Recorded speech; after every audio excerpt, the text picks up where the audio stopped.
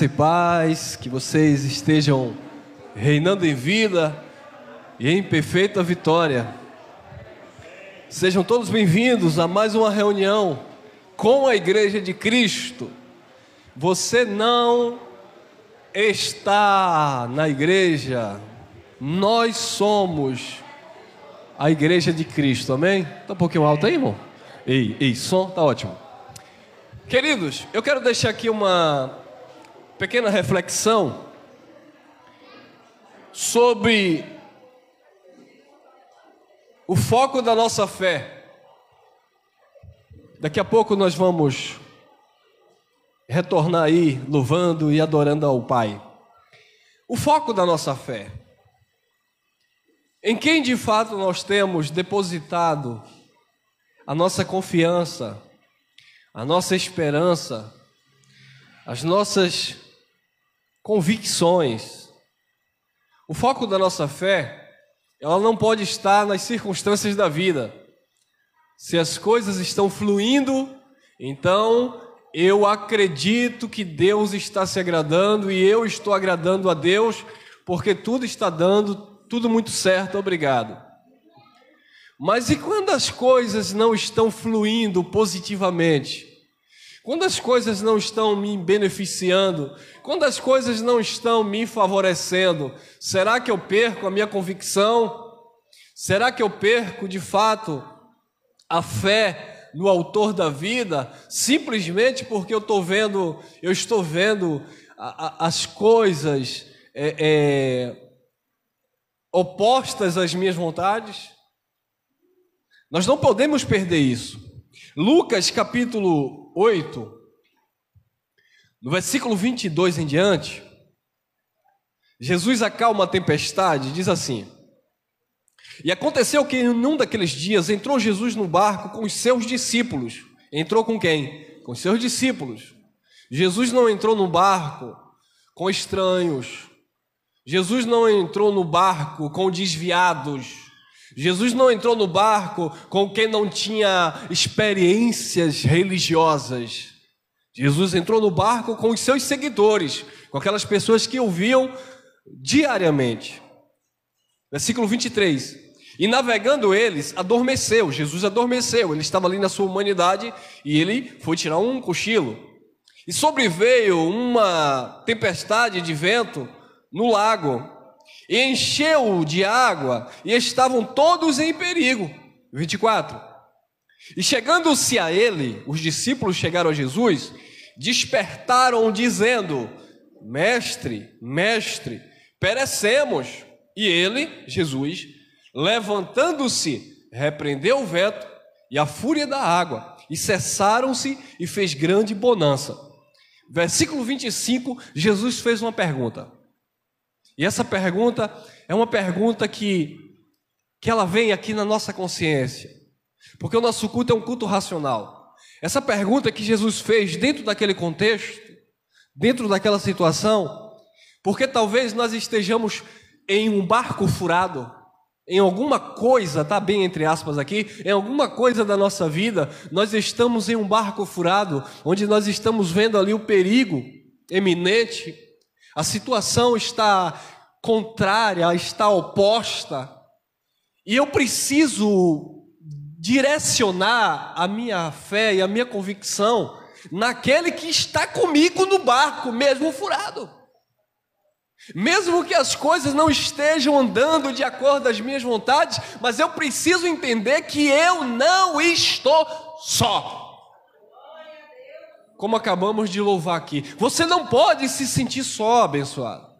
Você não pode se sentir desprezado, abandonado. A religião que nos ensinava desta forma: se você não der o dízimo, você está só, porque você está roubando a Deus.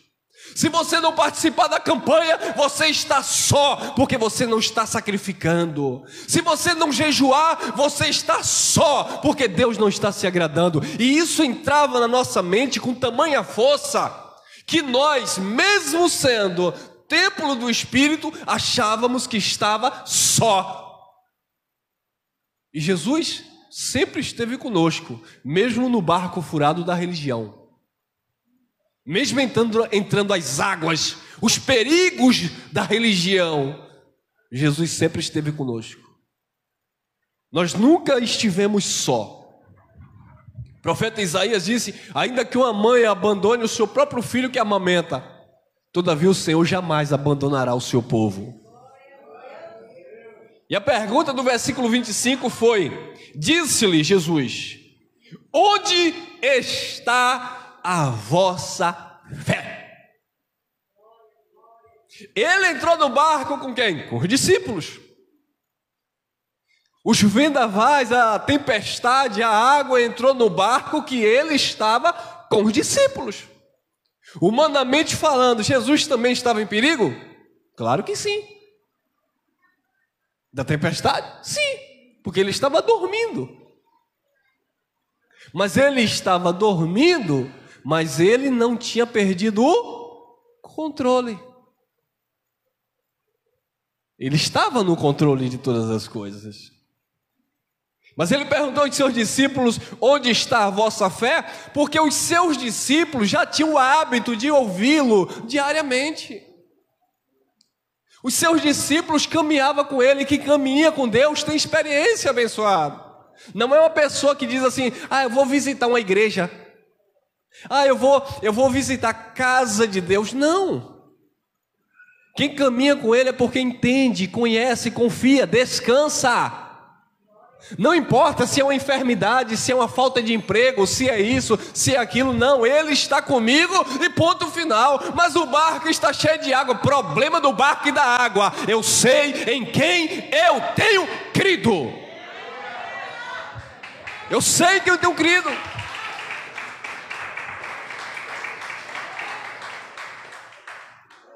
Eu sei em quem eu tenho crido.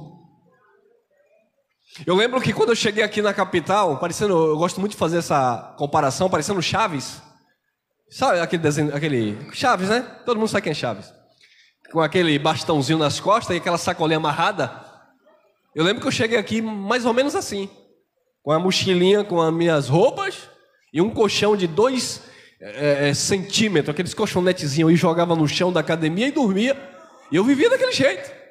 Os móveis que enfeitavam a sala da academia que eu morei, que eu passei um tempo quando eu cheguei no interior, era uma Bíblia e uma garrafa PET de 2 litros de água. Mas eu sempre soube que Cristo sempre esteve comigo naquele barco.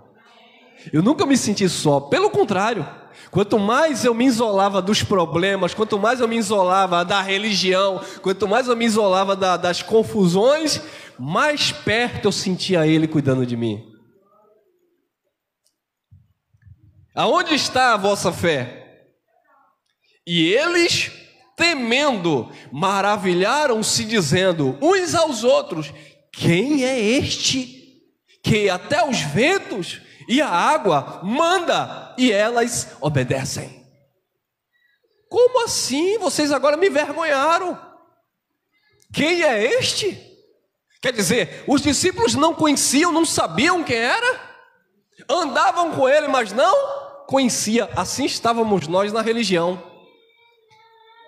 Estávamos com ele, mas não conhecíamos ele.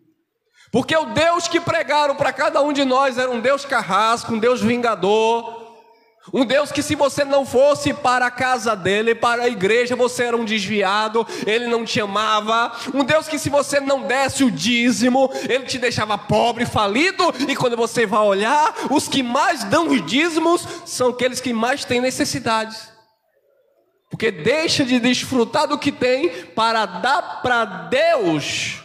Mas esse Deus pregado é Mamon. É um Deus que ama as riquezas, não é o Deus da Bíblia. E os discípulos de Jesus disseram: quem é este? A religião e os religiosos estão perguntando: quem é esse Deus? Porque eles não conhecem. Domingo eles estão salvos porque estão na igreja. Segunda-feira eles estão semi-salvos. Terça-feira eles estão resgatando um pouco da unção. Quarta-feira, eu estou falando assim, se tivesse 3 reuniões por semana, quarta-feira eles vão se salvar de novo. Mas se eles não forem durante a semana ou durante o mês, aí pode ter certeza que um pé já está todo no inferno. como a religião diz. Porque é um Deus limitado às circunstâncias. É um Deus que os filhos de Deus não conhecem. Como os discípulos disseram: nossa, quem é este? Ele mandou o vento se acalmou.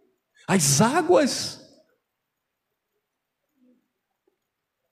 Aonde está a vossa fé? A tua fé, abençoado, não pode estar no homem ou nas tuas possibilidades. A tua fé precisa estar direcionada totalmente para Deus, independente das circunstâncias em que você se encontra.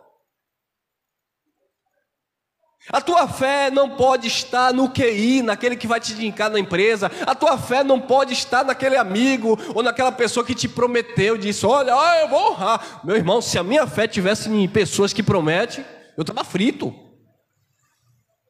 Você não pode estar com a sua fé fundamentada em pessoas. A tua fé precisa estar focada no eterno, no Criador. Se eles estivessem com a sua fé, com a sua visão em Cristo, eles não teriam medo das circunstâncias do momento.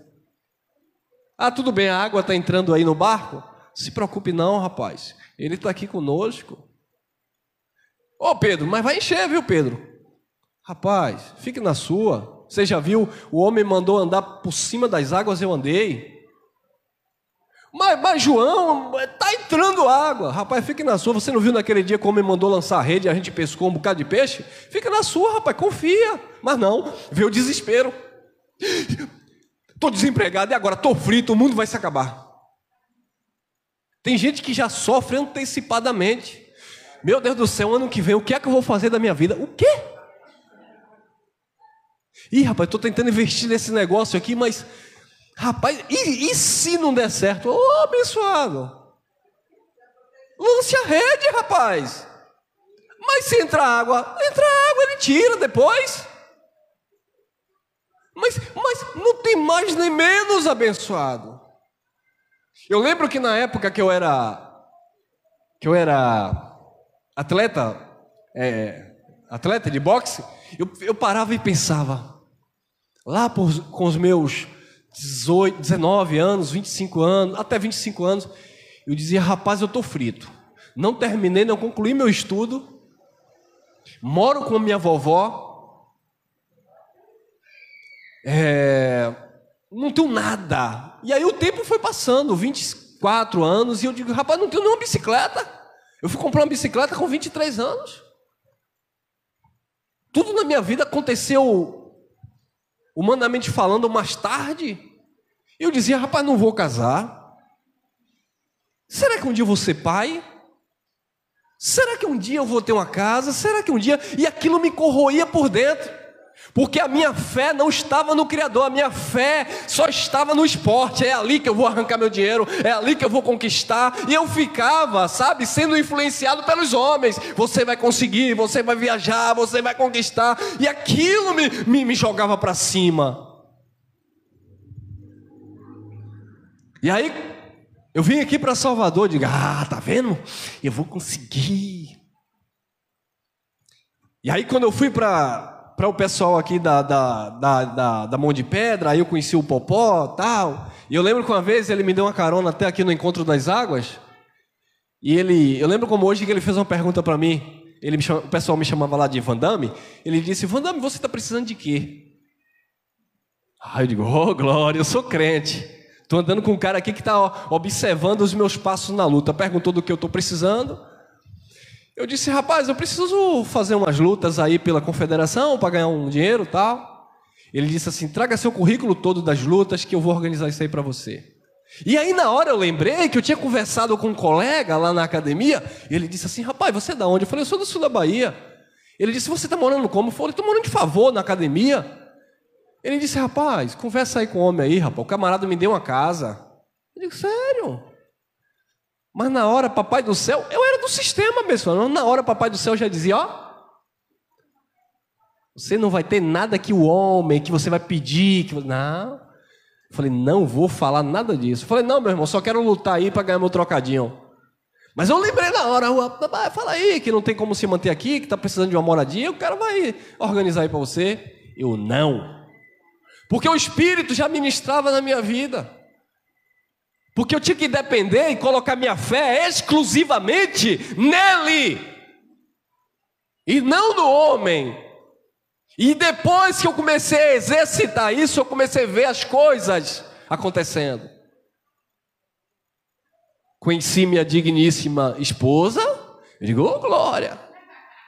Quem nunca pensou que ia casar, a mulher bateu o olho no varão aqui e já ficou apaixonada.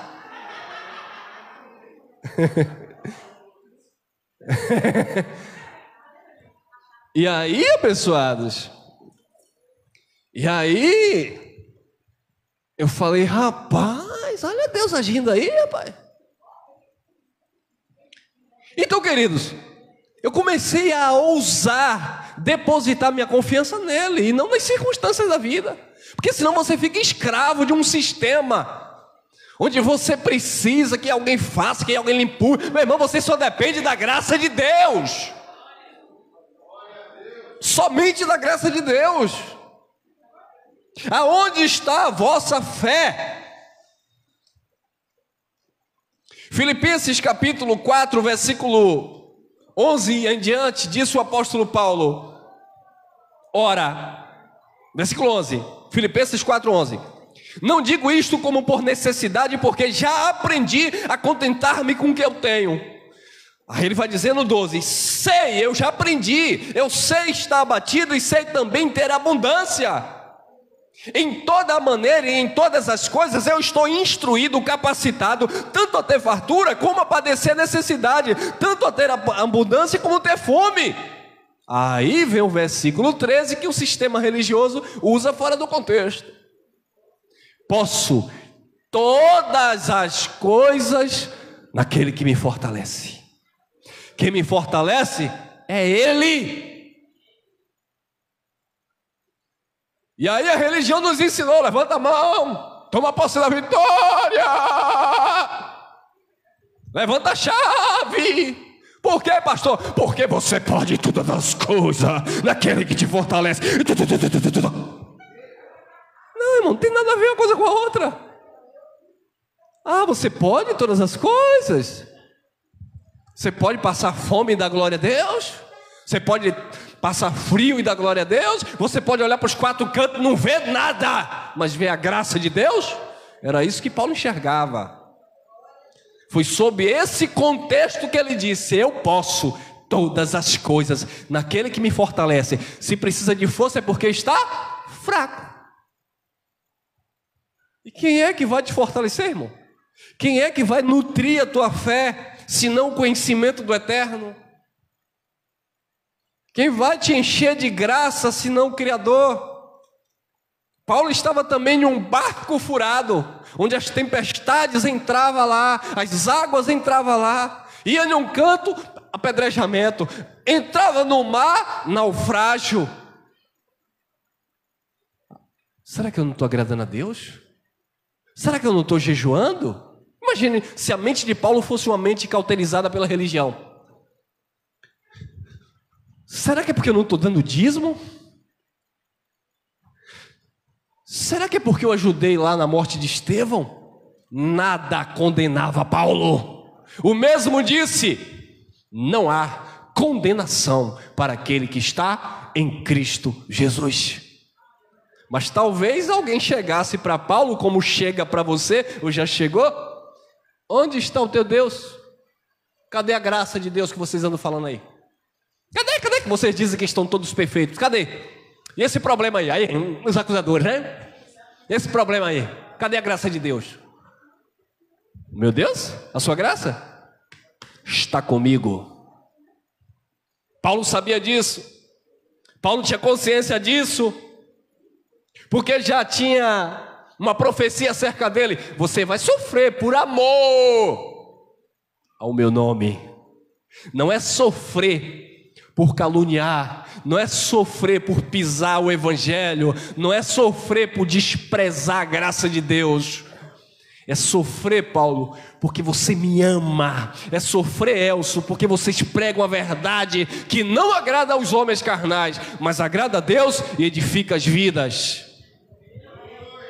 É sofrer a ponto de perder algumas influências, a ponto de perder algumas amizades, mas ter a certeza que neste barco Ele está contigo. Onde está a tua fé? Aonde está a tua fé?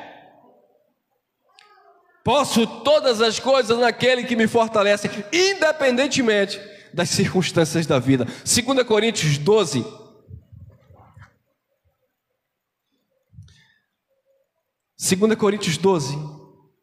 Versículo 7 em diante. E para que não me exaltasse, tudo Paulo sabia que tinha um propósito. Nada acontecia por um acaso. Você já viu o sistema religioso como eles fica perdido no tempo? Se uma planta morrer no quintal da casa dele, ele diz: o que foi isso? Se um bicho, um animal morrer, ele diz assim: ih, rapaz, isso aqui foi uma seta maligna que dava na minha vida, mas como a minha vovó dizia, se tiver um animal, vai para o animal para não pegar em você. O misticismo, a crendice. Ei, irmão, quase que eu morro, viu, meu irmão? Mas se não fosse a graça do Pai abençoado.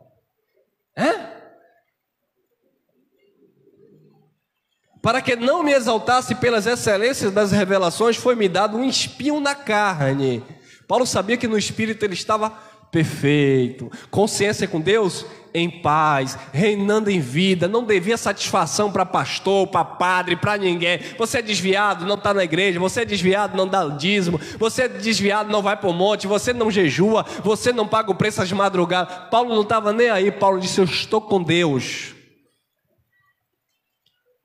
Então o espinho não era no espírito, aquilo não incomodava Paulo. O espinho era na carne, porque na carne todos nós passamos por dificuldade.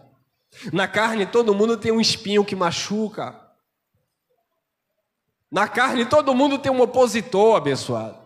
Na carne todo mundo tem algo que tira a paz. E aí o espinho vai sair, mas não vai sair de jeito nenhum. Pelo contrário, o espinho vai te fortalecer. Vai dizer: pode vir, espinho, pode vir. Eu já estou calejado com as experiências da vida. Porque sempre vai ter espinhos, abençoado. E para que eu não me exaltasse pelas excelências das revelações, foi-me dado um espinho na carne, a saber, um mensageiro de Satanás. Satanás aqui é um adjetivo de algo que era adversário, oposto a Paulo. Tudo indica que eram os inimigos da cruz de Cristo, que estavam ali se opondo, apedrejando Paulo, perseguindo Paulo, batendo em Paulo, por causa do amor ao evangelho que Paulo tinha a Deus. Então ele tinha ali um mensageiro de Satanás, alguém que jogava na sua face aquilo que ele foi outrora, como ele ajudou a matar Estevão, como ele perseguia a igreja de Cristo, como ele aprisionava os irmãos. É na minha carne. E aquilo incomodou Paulo, versículo 8, acerca da qual 3 vezes orei ao Senhor que desviasse de mim, passasse de mim aquela situação. Querido, para um judeu orar 3 vezes pedindo a Deus a mesma coisa, é uma coisa inédita. Eles têm a ideia de que Deus não é surdo. E que Deus ouviu o que você pediu, ouviu a tua necessidade e acabou. Não precisa: Senhor, tu sabe, Senhor, que eu fiz aquele propósito contigo, o Senhor vai ter que fazer. No outro dia: Senhor, mas eu já te pedi isso. Ano depois: Senhor. Judeu não agia dessa forma. Pedia uma vez, descansava. Acabou. Senhor, me dá, eu te peço. No outro dia: Senhor, me dá, eu te peço. Senhor, eu estou aqui te lembrando novamente que o Senhor tem que me dar. Para quê? Eu peço a Deus uma vez. Eu tenho uma dificuldade, uma necessidade. Eu peço a Deus ali. Certa feita eu fiz uma oração a Deus, uma confissão de fé. Eu não preciso falar para vocês que você não tem nada a ver com isso, não é da conta de vocês. Falei: Senhor, tira de mim essa situação, Senhor, mas está me machucando. Eu lembro que eu chorava, ficava desesperado. E como eu era um religioso, claro, aí eu ia ali, ai, toda baixada, ele me canta. Aí em outro lugar, o pastor vai te dar vitória. Aí você vê essas palavras de efeito, você já vai linkando uma coisa com a outra. Olha, é sobre aquilo que eu orei, vai ver que não tem nada a ver, e não tem mesmo. Era uma coisa sua com Deus, era uma coisa minha com Deus. Senhor, resolve essa situação aqui que está complicado. Mas aí você ouve as profetadas. Ó, varão, Deus tem uma promessa na sua vida, Ele vai cumprir. Aí você já, associou. Eita, Deus revelou, é sinal que vai dar certo. Mas não era aquilo. E o tempo foi passando e nada. E eu falei, rapaz, que negócio é esse que eu peço e Deus não age? Estou dando dízimo, estou indo para a igreja, estou fazendo a obra de Jesus. Aí depois, quando eu fui parar, eu comecei a ouvir e entender o que era que papai queria me ensinar. Filho, eu não vou tirar. Eu vou ensinar você a vencer. É algo que está na tua mente. Não é isso que você vê. Não é esse medo. Não é esse bloqueio. Isso que está te desesperando. E eu falei, rapaz, e não é que é verdade? Eu comecei a me conscientizar. Falei, peraí, não é Deus que vai... Aí alguém chega e diz, é porque eu sou drogado e agora eu aceitei Jesus. Senhor, tira de mim a vontade dessa droga. Não foi isso, tá? Nunca usei droga. E se tivesse usado, não tinha problema em falar. Aí penso que Deus vai fazer uma mágica e tirar a vontade de usar cocaína, usar cachaça e falar, não, Deus não vai fazer isso não, abençoado. O Pai vai te ensinar, você vai depositar sua confiança nele, as suas convicções nele, e aí você vai vencendo as suas limitações. Os espinhos que te incomodam na carne, na verdade, eles começam a ver que a tua carne agora está dura. Sabe aquela galinha velha que você vai comer e parece que era bem velha, que a carne está dura? Nada a ver essa analogia, né? Mas o cristão bem alimentado com a palavra da fé, os espinhos vêm e começam a quebrar nele, abençoado. Não penetra mais não. Pode até machucar, fazer uma cócega ali, mas ele vence. Agora, aquele outro que não está nutrido com a palavra da fé, basta ameaçar. Eu lembro que uma vez um espinho entrou na minha carne, literalmente, a minha vovó ia lá, botava meu pé para cima para tirar o espinho, né? E aí usava uma agulha, né? Ô, minha avó, vai doer. Minha avó, calma, rapaz, nem encostei ainda. Quando eu tocava, ele estava desesperado, abençoado. Sofrendo antecipadamente. A resposta de Deus, de Cristo, no versículo 9, disse-me, a minha graça te basta, porque o meu poder se aperfeiçoa na fraqueza. Disse Paulo, de muito boa vontade me gloriarei nas minhas fraquezas, para que em mim habite o poder de Cristo, pelo que sinto prazer nas fraquezas, nas injúrias, nas angústias, nas necessidades, por amor de Cristo, porque quando eu estou fraco, então eu sou forte. Quando eu estou fraco, quando eu não consigo, Ele e a sua graça fortalece. Amém, abençoados? Fique aqui com essa reflexão para o teu coração.